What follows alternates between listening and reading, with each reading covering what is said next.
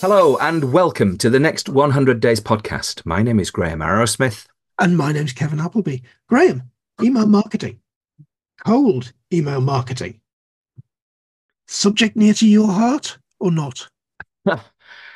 It's a subject near to me, but whether it's the heart or the brain, I think I've got various views about it, but I would rather defer to somebody who's an expert.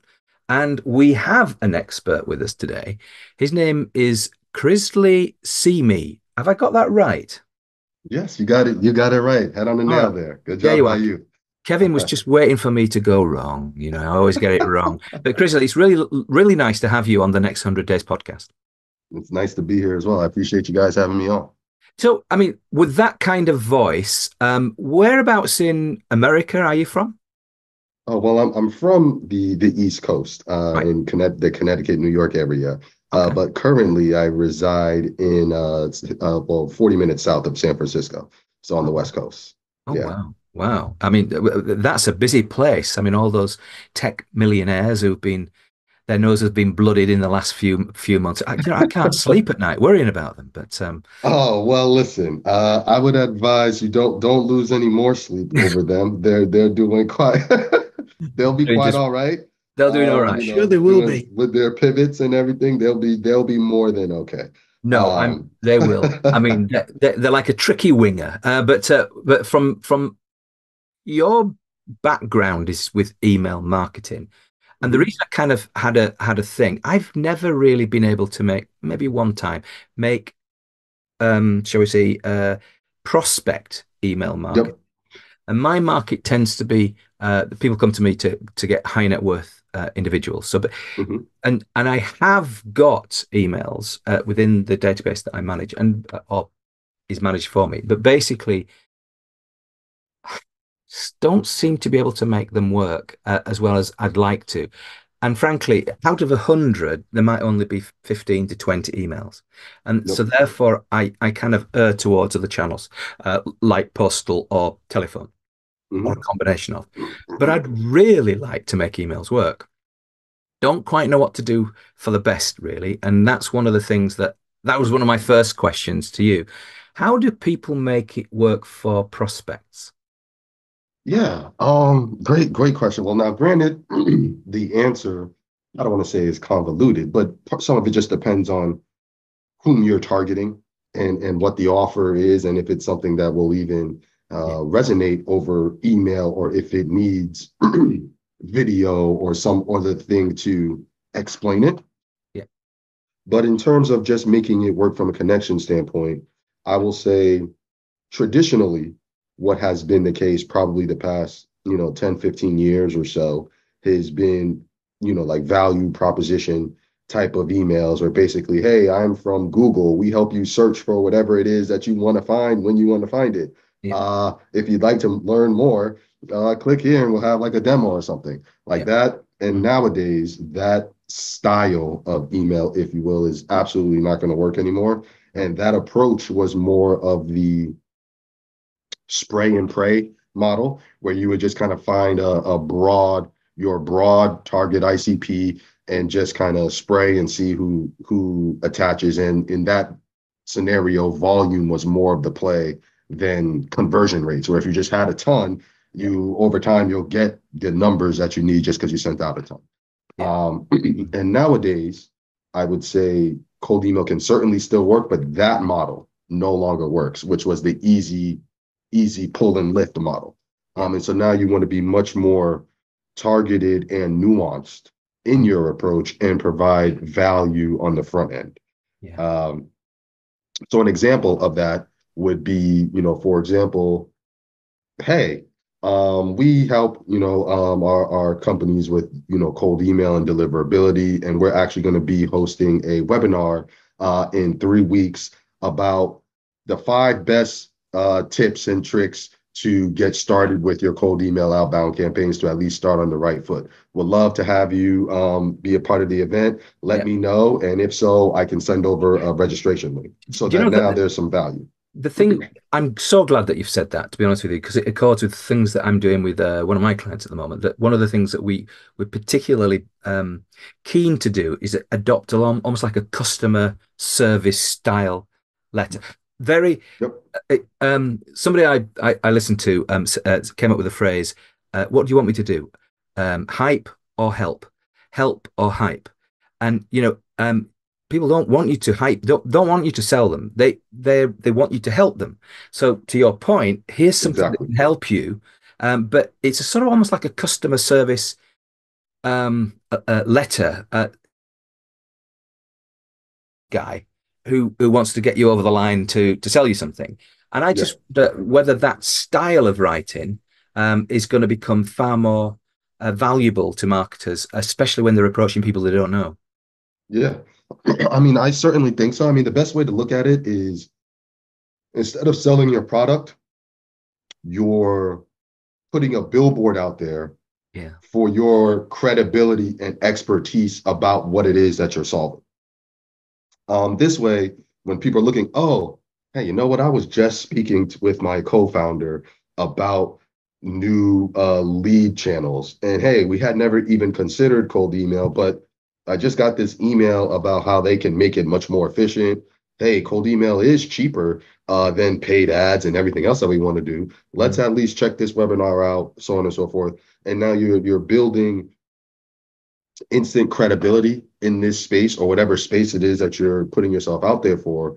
Yeah. And I know this kind of gets into the psychological thing and it's not data driven, but when you think about it, when someone hops on a sales call, their defense, their shield is always up. Hey, Yeah. they're ready to hear some BS, to defend the BS, defend their point, whatever the case may be.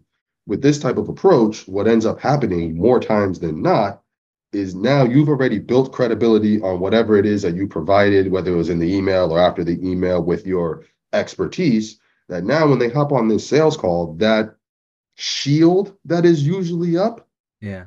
it's not there anymore. And now you can have genuine conversation where, hey, there might be, hey, it's an ROI issue. Okay, then, hey, maybe we can talk pricing, we can do this or whatever it is. Instead Mm. of the typical objections that you got to work around, you're actually now getting truths where they're like, hey, this sounds really good, but I need this. Or, hey, let's just get started because that initial shield is no longer there. Now they're hearing you for what you need to say. Kevin, where did you find Chrisley from? I mean, he's awesome.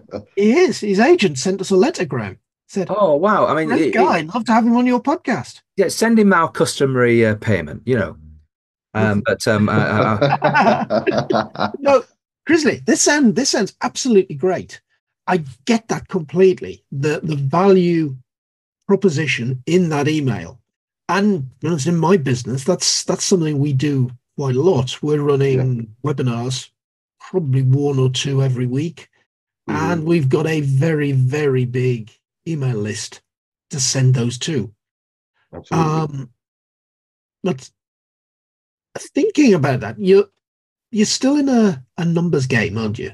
You're going to have to Yeah, to a find a certain lot of degree. people, some of whom are going to respond to whatever the value offer is, and some of them are then going to take you up on that value offer. Mhm. But how are you going to find those people in the first place? I mean, cold email, I automatically think, oh, hang on, GDPR. Yep. Am I allowed to do this? Yeah, great question. I would say yes, you are allowed to do this with yourself being GDPR compliant. So that means providing these people with the opportunity to subscribe or desubscribe so that they aren't getting bombarded with these emails. And also what we found using tools like an Apollo.io or outreach tools that themselves are GDPR compliant, Yeah. so that you can obviously be in that compliancy as well. And what I found is if you take the front end time to really do your research in terms of, okay, here's our messaging, here's what we're putting out there, who are the people that we should even be reaching out to, the likelihood, if you're reaching out to people that should be receiving this type of messaging, the likelihood of them at mass clicking report as spam is drastically low.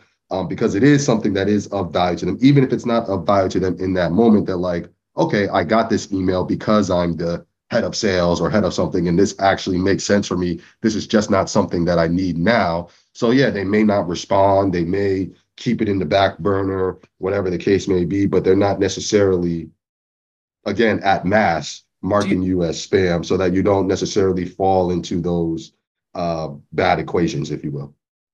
one of the things that you mentioned just then was this idea of uh, I've received this because I'm head of business development at whatever, at some Yeah. company. How how important is it to almost signal the fact that you were selected because you are this type of person? So, in other words, as part of the prevention of them hitting unsubscribe or spam or whatever, by almost explaining the fact that we chose to write to you because of your we think that you might be interested in this. Is that the sort of thing that's going to help? Well, things like open rates and well, I don't know, maybe they've opened it by then, but basically, is there something about that that makes it more likely that they're going to be a positive receiver rather than a negative one?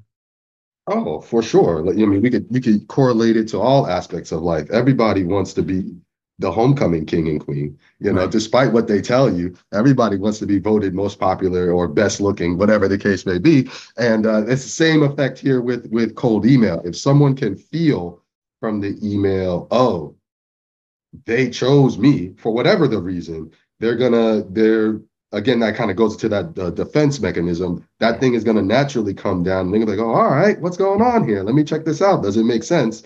Versus the other way around. Yeah. So most certainly, if you can have that feeling come across in your copy, Yeah. it's gonna prove to be more dividends than not, for And sure. you stress at senders. I mean, this is your business, and it's senders.co, and Mhm. your headline is deliverability, comma, at scale. So Correct. obviously, deliverability to senders at least is a really important. You believe it's important to other people. Why is deliverability important? Yeah, it's ultimately important because if your marketers or your people are going to spend all this time creating all these strategies to get people to engage in these emails, so on and so forth, and those emails are not landing in inboxes, you're basically just wasted a bunch of time. Yeah. And you don't even know now, hey, is our copy bad? Is this bad? What do we need to be pivoting? Because things just aren't landing. It puts you in a position where A/B testing is almost for naught because you don't know where to pivot from. Is it a technical issue? Is it because our copy sucks? Is it because our subject lines stink? Are we reaching out to the wrong people? You can't answer any of those questions if you have poor deliverability and sendability. Yeah, really, honestly, a really important point. And obviously, senders do their, presumably your servers that are handling all of this Yeah. make your offer that much stronger than other people. Yeah, for sure, for sure. So basically, what we say is, um, people who tend to work with us are they kind of fall into a few different buckets. Either bucket A, they've been doing cold email on their own for quite some time. They have a strategy in place that's working for them, and they just want to be able to send more Yeah, without having to deal with all the problems that come with cold email. Then they come to us so that we can basically become the engine under their hood so they can continue running their campaigns as they see fit and scaling them to higher volumes with no concerns. yeah, The other bucket are people who are either wanting to quickly find out if cold email is an option and they have a target market in mind, they have messaging in mind, so on and so forth, but they haven't launched any of these things yet. And instead of them taking 12 months, 16 months to figure out if this can work, we yeah, can get it going so that in a 3 month, 5 month span, they know, okay, hey, either cold email is going to work for us or it's not going to work for us because we can quickly ramp them up to much higher levels where they can get a truer sense of the data and see what's working, see what's not working from that standpoint.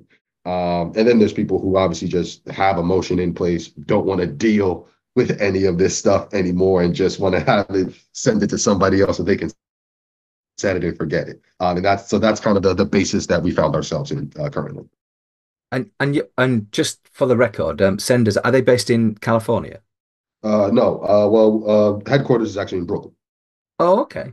So Brooklyn, New York. that's so you live on their doorstep, or you're from just round the corner, and you clear off to the other side of the country. That's really cool. Hey, I get in where I can fit in.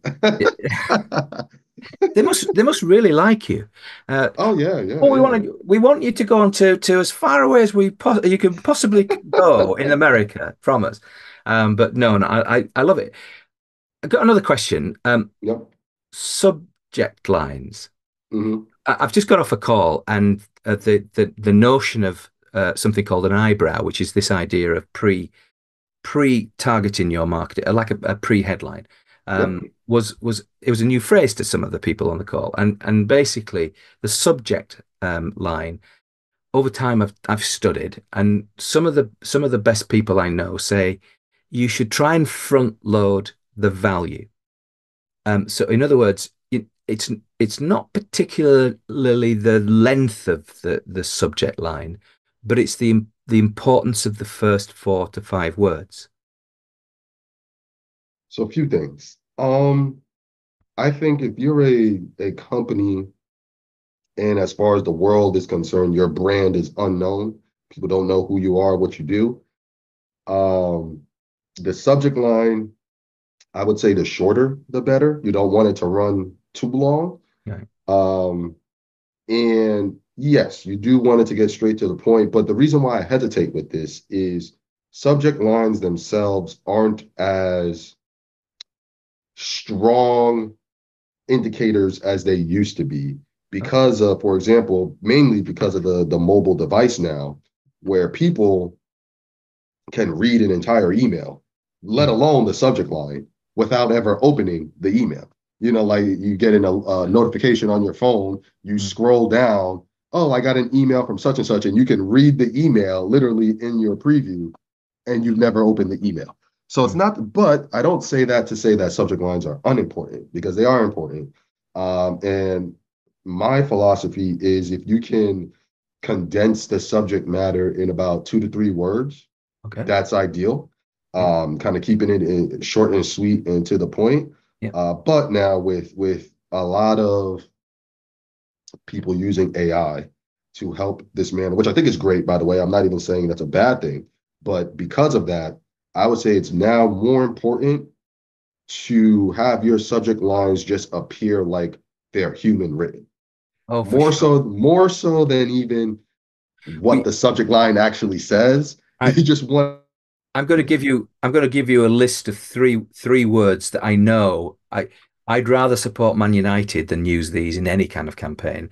And one of them is elevate, one of yep. them is unlock, and Hmm. the other one is transform. It seems that the AI has got these three, and whatever you do to say, don't do it. They hallucinate and do it anyway, like a Yeah, naughty child. I mean, it's only 2 year old. I mean, it's terrible too, isn't it? So sure. it's misbehaving. But is that something that you're bothered about? I mean, if that unlock is taking up one of the say 4 words, Yeah. Um, I mean, it is a red flag because I will say people are getting more adapt to what AI spits out more than people are giving them credit for. yeah, And so people are receiving these emails and like, oh, that's a sales email. That's a sales yeah, email. That's an automated email. Like they know. yeah, yeah, yeah. They do. People don't give their people credit for knowing. And Yeah. so I say to avoid that stuff. Now, granted, I still think you should be using it to definitely at least get your templates, your prompts, but then you need to be going through those with a fine comb and editing them, to their proper sense that makes sense. But I would say in general, the primary thing is to have your emails look like they came from you versus from some type of automated thing. Yeah. To the point you could even have, I've seen this work. You can literally just put a question mark as your subject line. Or say something like quick intro Yeah. and leave it like that, almost being vague actually works to a certain degree as well. And granted, this is dependent on what it is that you're saying in the body of your email, so on and so forth.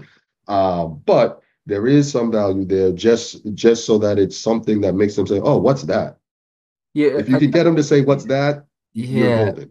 Oddly enough, I think back in the day, as an email sent from a previous president of yours who I don't care for, but basically he just sent an email who basically all it said is hey, Hey. Now, because hey over here is Hay, and of course it's Yeah. must be finding fields. But hey over America is that I don't know, for some reason you treat everybody as a 12-year-old. So basically that you use hey and it's something you say to Mhm. ingratiate yourself. Anyway, he just sent this note and saying hey, and apparently it had an enormous effect. Yeah.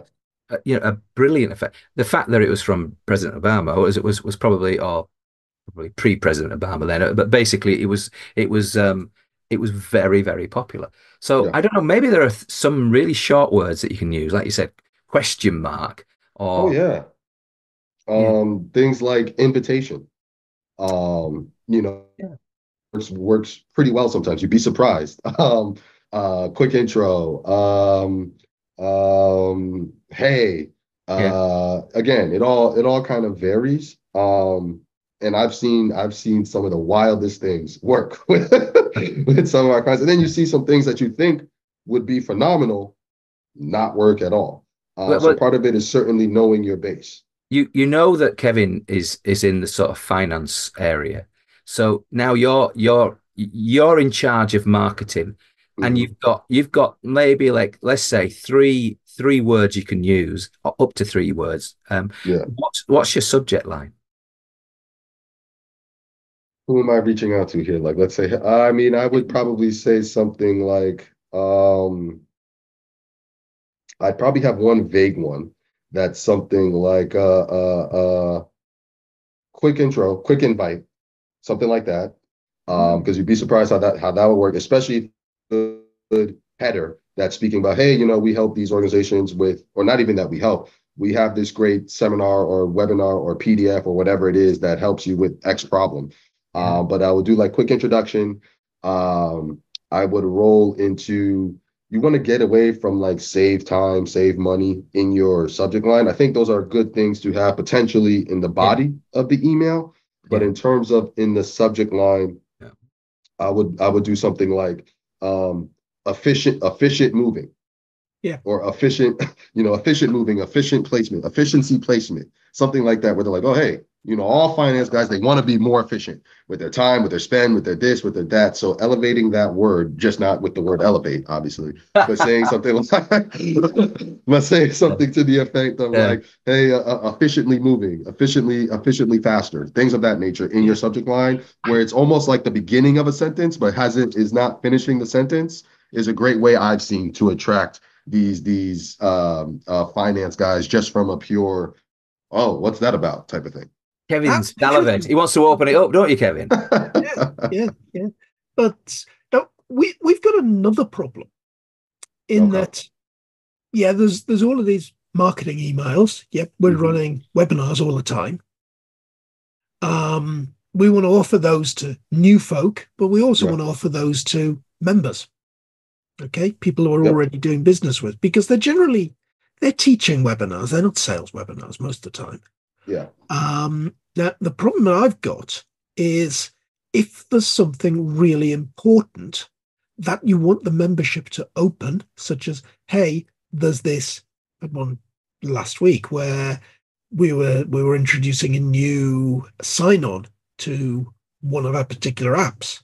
Hmm. Going to two-factor authentication, we wanted everybody to go do something specific. Yeah.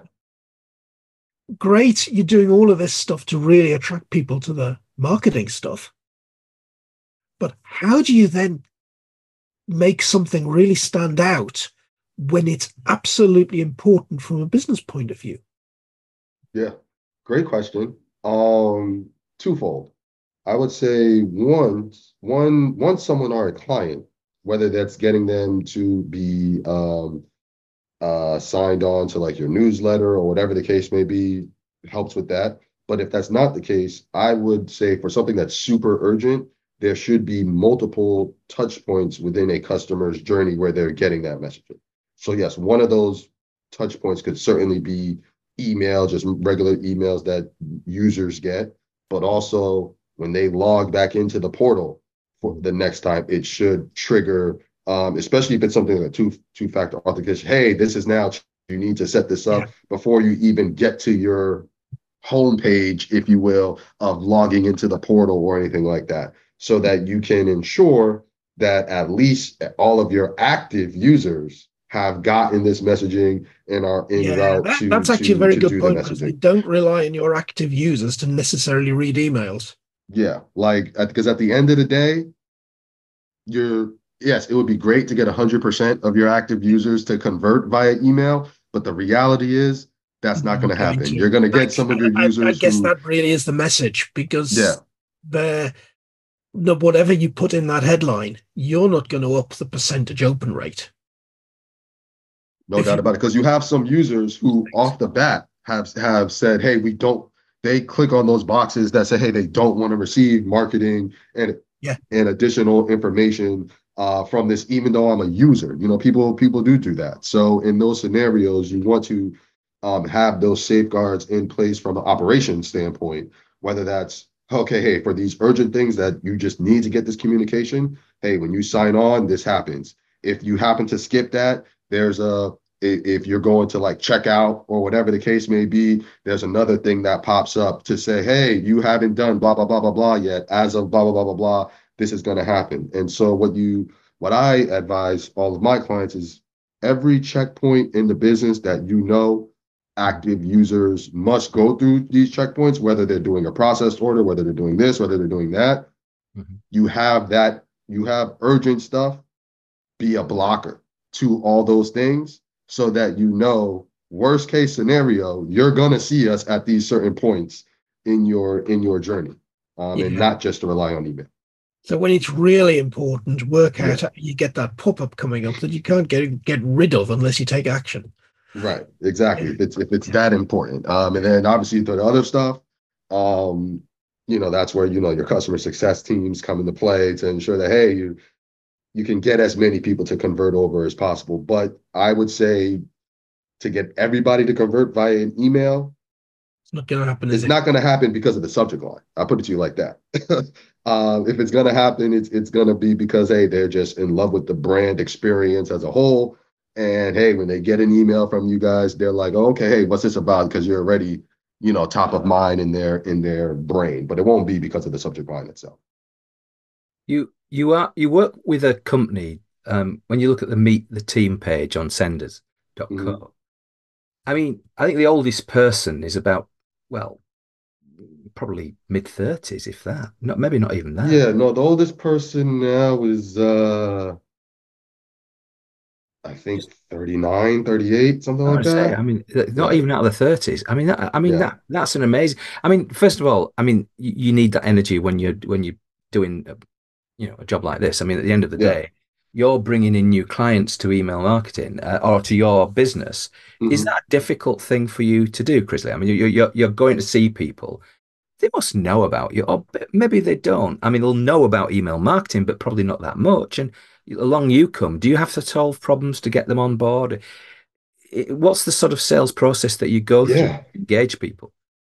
Great question. And it does differ a little bit depending on whom we're reaching out to, or who's reached out to us that specific time in Yeah. terms of age, market, and things of that nature. Hmm. Um, but I will say this, in the past, call it 8, 9 months, um, due to Google and Microsoft and Yahoo and these guys becoming more strict on what people can do from a cold email standpoint, it's been certainly busy in terms of explaining Yeah. what that strictness actually means. Hmm. Because many people, to your point, didn't have experience within email IT infrastructure. Like even IT people, they know information and things and all that stuff. But when it comes to specifically email, it was never a mandatory thing to know. So people just didn't have that knowledge base, if you will.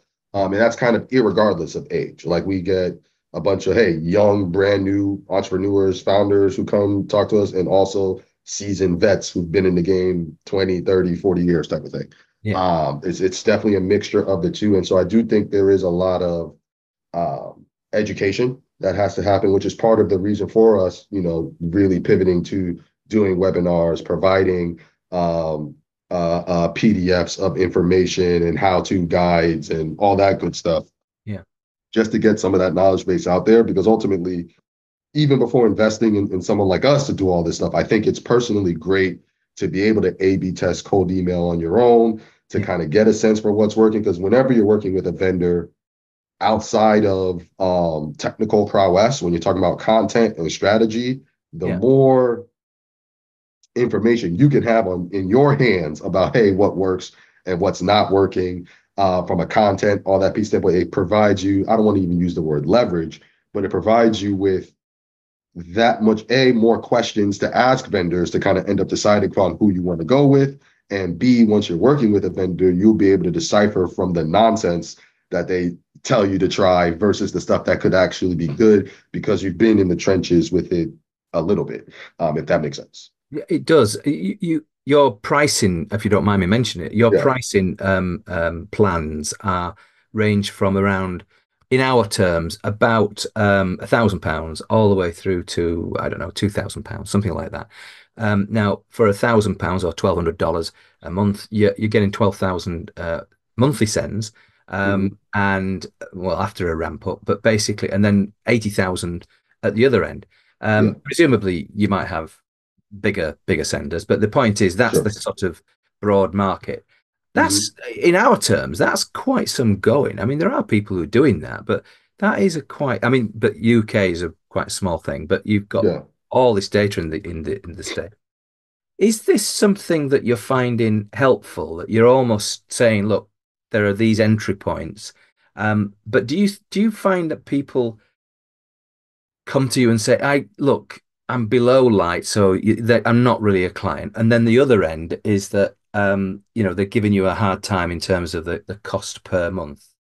Yeah. We do get quite a bit of both of those ranges, to be honest with you. For the people who are below that, that does happen for, and in those type of conversations, I try to figure out, A, why are you below that? Mm, Because what I found is because of the limitations that just exist for people, there mm, are quite a few people that are below that, not because they want to be below that, but because they just feel that that's all they can do without having issues. yeah, And so once they kind of find out our process doesn't require them to purchase additional domains, to now have your team logging into 6 or 7 different mailboxes to respond to people, they right, realize, and I tell them, hey, if all things being equal, you didn't have to worry about deliverability, how many emails would you be sending? And once they say, oh, well, we'd be sending this much, then it's like, hey, I want you to think about this in that light. right, Now, if still after that light, they're like, hey, with what we're doing, with what our strategy, we're below that range. What I tell them from that standpoint is, okay, that makes perfect sense. Quite honestly, it's not even from our case in terms of time and money, but from your case, you probably don't need the added security of what we're doing if you're going to be under that range anyway. Now, right, you still may need some advice, some consulting. So we do have some, let's call it, non-publicized options in that regard, where we're right. not necessarily doing the month or the daily overseeing and maintenance of everything, but we're Right. basically providing some consultiary Yeah, advice to these people to be like, hey, here's what you need to do to secure your outfit for what you're doing right now. And right. then when you graduate to Hmm. higher levels, you can always kind of come back towards us. And then same thing on the larger end, there may be some negotiation for price at that point, because they're going to be doing considerably more. Which at that point, if that's the case, more than open to having that conversation. Sure. But what we found is, again, when people are wanting to send that many emails, it's also because they have it in their mind that they have to set up 30 different mailboxes to get to those numbers. And so when I tell them, hey, Are you saying you want to send that much because you believe you need to have all this in place to fit your team?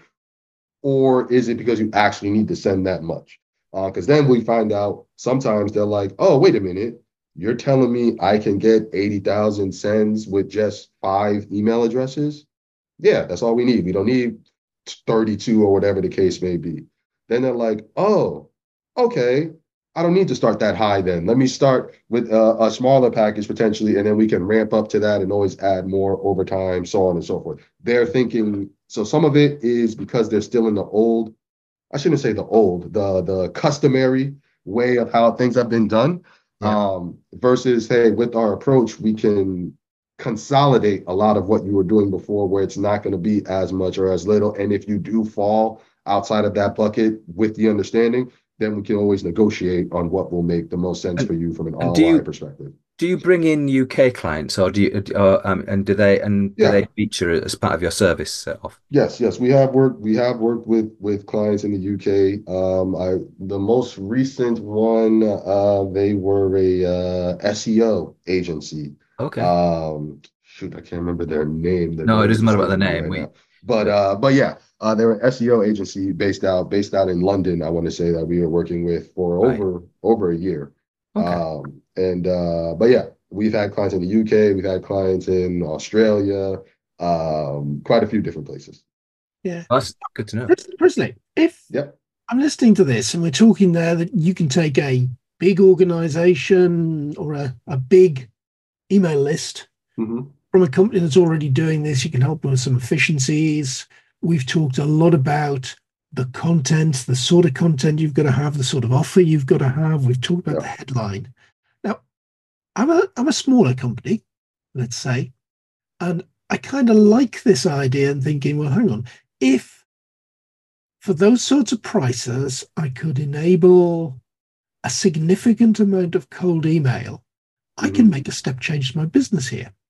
Absolutely. But the question that then comes up is to say, well, okay, fine.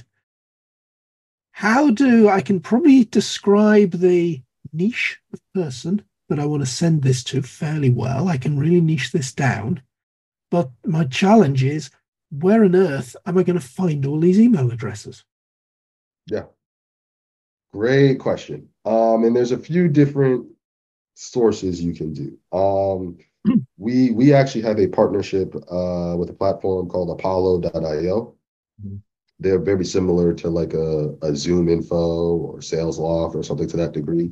The reason why I'm mentioning Apollo though is because on top of them providing the platform to send out sequenced emails, you can also get the leads from that platform as well. Very similar to a Zoom Info, but Zoom Info is another option. There are so many scraping tools that you can use now. One of them, like Snovio, I believe, Snovio.io is another good one that you can use for gathering these data. Another great hack I like to tell people is look at your current client list. Hmm.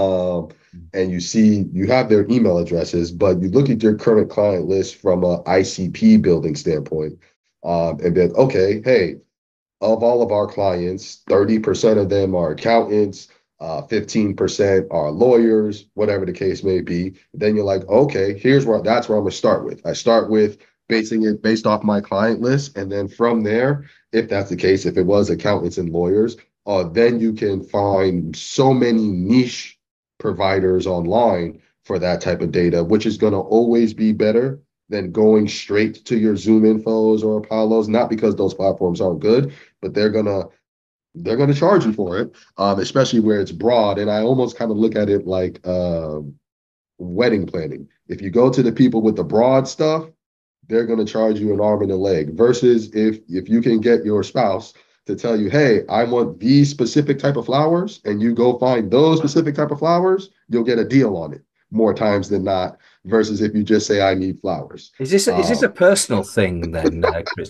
You're talking from real personal experience about the wedding planners. I just want to know. I mean, is that Yes, that's a personal thing for sure. What I found out from experience, and Graham, you might be keen to know this given events coming up in the Arrowsmith family, is if you go along and talk to people about you've got an event coming up or a party coming up, Hmm. and you need X, Y, or Z for it, you probably have a great conversation with some suppliers. You get a great price. Mm. As soon as you mention the word wedding, the Yeah. price Oh doubles. yeah. Yes, it's over for you. Avoid ever mentioning when you're going for flowers. Talk Yeah. about the type of flower, as Chrisley says, but never mention that they're for a wedding. Yeah. I 100%. my daughter gets married in October, but she even wants to practice me walking with her. The thing is with Sophie, when she was a child, she did a monkey walk. She didn't want to hold my hand. So she'd be like the monkey, moving away from me. And it was so embarrassing. Sophie, just walk with me now. So I think what I'm going to do when we're doing our walk is do the monkey walk. It's my way of getting back at her after all those years of. I shall have fun doing that in some ridiculous pair of heels that she can hardly walk in. It's not going to happen. I'd be flayed alive. I mean, it wouldn't happen. But no, I genuinely, when it comes to email marketing, you've proven beyond a doubt that you're an expert. One of the things that means is that where the heck do you go from here? Yeah. I mean, from here, I would say the main things I would say is a lot of people are saying email marketing, email outreach, outbound is dead. And I would say that's definitely not the case. It's not dead. It's just the way it's been doing at mass needs to change. And so I would tell people you look at it more as an opportunity to reset the market for yourself and not have to rely on the rising and continuing to rise costs of paid advertising and paid social.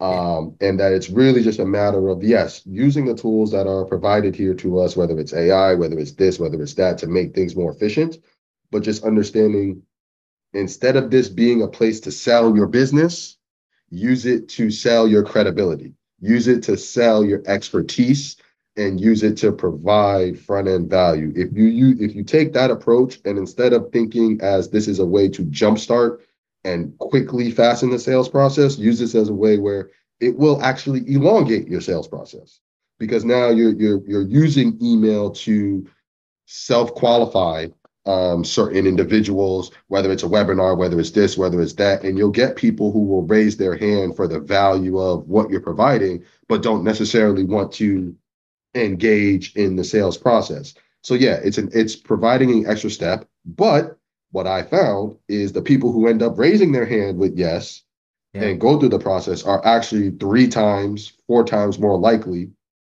to close and close at a higher rate, higher deal size than people who did not. And so use this as an opportunity to self-qualify people, use this as an opportunity to provide just front-end value to your customer base and not to sell your business, and you'll be good to go. It's very much like a movie trailer. Like So the when movie you trailer is meant to hype you, not to so tell so you when- the movie's great. so when are you going to run for president then? We just want to. I Well, think not. technically, Yeah. I'm still underage. Oh, In wait. America, you have to be 35. I'm Oh, right. 34. Oh, wow. Uh, Right. yes, Oh, I I'll didn't be know. turning That 35. is something I did not know. Oh yeah, That's new information. Yeah, yeah, yeah, yeah. That's fact. The ridiculous thing is they don't have a maximum age to run No. in. yeah. Well, You would think. anyway, we could get into trouble by it. Get to Well, that all day. but honestly, Chrisley, you've been an absolutely first class guest, and we really thank you that you've been a guest on the next 100 Days podcast.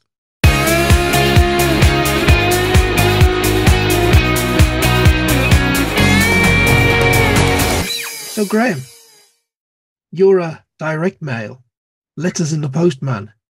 Your view towards cold email changing at all? Uh, well, no, I'm also a cold emailer as well, so it's not something that I do every day, but it's something I do frequently. So basically, I help people with high net worth emails, and we get that across to to that audience. So it's just that there are so few of them that they're in danger of being overused, and so that's one of the things that we didn't really cover, but it's the same sort of idea. You don't want to overwork these lists. No, it's very difficult when you're looking to send email to individuals in their personal capacity because you run Yeah. into all the GDPR rules. Mm, If you're sending emails to businesses mm, where the same GDPR rules don't apply, I think it's a very, very powerful tool. We've used it a lot in Grow Mm. CFO, and we've grown significant business by doing it. Mhm. So if you can find out who the CFO is across the sort of company that's your target company, Yeah. then find their email and Mm. something meaningful about the problems that they have. And oh, here's a webinar you can come along to. We're talking about that. It works. Yeah. No, I'm sure. Look, I'm sure it does. I think it's more. I think it's more challenging when you're trying to reach out to somebody personally about, say, an investment or some kind of high value solution. And so the issue then is, how do you do that in a way that is less um, um, intrusive, if you like, but it's more customer focused. And I think if you work on the basis of the following three words, which is basically to help, so effectively you're going to try and help them, and that's your first thought, not your last thought, to help them by giving something that's like Chrisley was saying, maybe a report or invite to a webinar, and then those two things, and you're thinking, well, what's in it for me? At the end, you just in exchange for maybe your contact details or Yeah. a commitment to come to a webinar.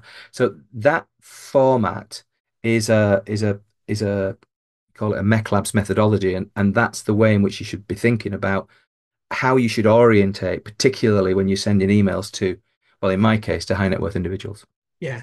We're at a bit of an advantage sending emails to finance leaders Yeah, because we are a learning and development business. yeah, no, no, no, Therefore, yeah, it's a good it's match. very, very easy to give somebody some free learning and development around something you know is a key problem. Well, it's been another brilliant podcast. Really enjoyed meeting Chrisley Ceme, and his business is senders.co. And well, today I've been Graham Arrowsmith. I've been Kevin Appleby. Goodbye. Goodbye.